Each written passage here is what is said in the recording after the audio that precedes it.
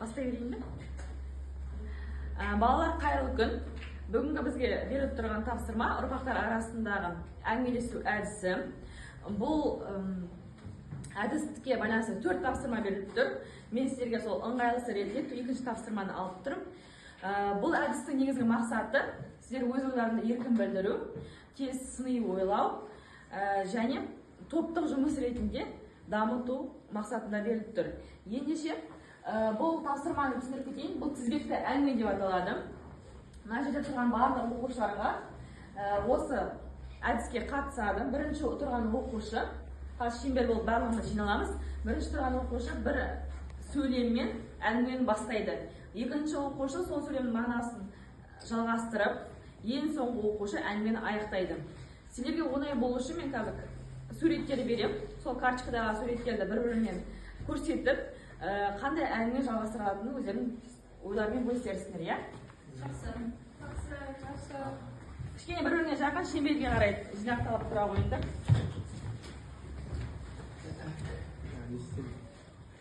Бір-біріне суреттерді көрсетіп,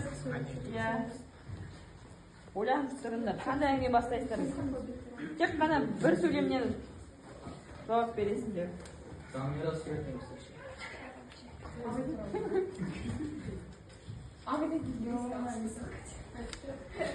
Қараңыздар, ең бірінші тұрған оқушы ол Жанмирі.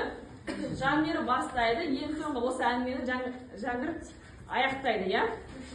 Ендеше кішкене бір ойланып алыңдар, сосын бастаймыз.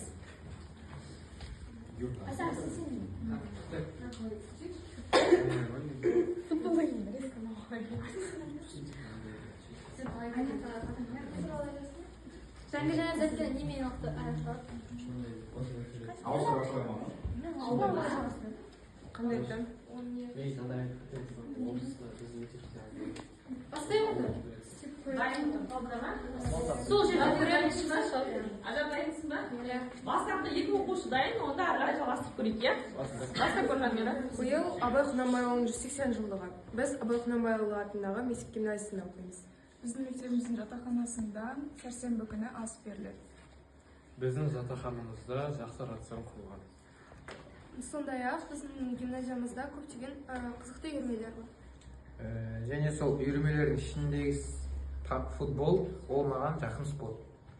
Жалпы біздің гимназиямызда әз наурыз мерекесі жыл сайын жоғары деңгейде, яғни киіз үйлер тігу арқылы атап өтіледі. Осы мейрамда біз бүркіт, тазы секілді қазақ мемлекетінің, қазақ халқының нышаны болатын әртүрлі жануарларды көре аламыз. Наурыз мерекесінде мен өз ата-анаммен кездесіп жақсы демалдым. Және мен отбасыммен жайық жиілігі 2025 атты бәйгеге барған болатынбыз. Осы бәйгедегі жарақат алған шабандоздарды білікті мамандарга көмек берді. Ол жерде жүлделі орындарға ақшалай сыйлықтар берілді. Ал бас жүлде иеленген шабандозға шетелге саяхат табысталды. Бұл іс-шаралар қала күніне байланысты ұйымдастырылды. Қаланың тіршілігіне шаршап, ауылымды сағындым. Мен Абай Құнанбайұлының кітаптарын оқығанда ауылымды есіме алдым. Және де ауылымның табиғатын, ерекше гүлдерін сағындым. Кейін көп ұзамай өз ауылыма барып қайттым. Оған қоса біздің мектепте облыстың әртүрлі ауылдарынан оқушылар оқиды.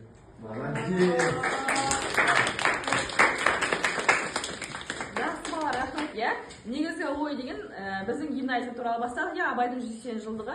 Әрі қарай гимназия болатын шараларды айттық, одан кейін қала күніне байланысты шараларды айттық.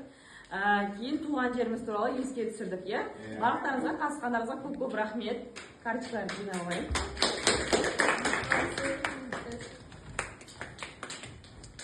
Балалар, бұл тек қана 4 тапсырманың бірі біздің орындағанымыз, иә? Қалған 3 тапсырманы басқа тәрбие сағаттарда немесе сабақтарда пайдаланып осы әдістерді іске асырамыз. Жарай ма? Жақсы. Рахмет.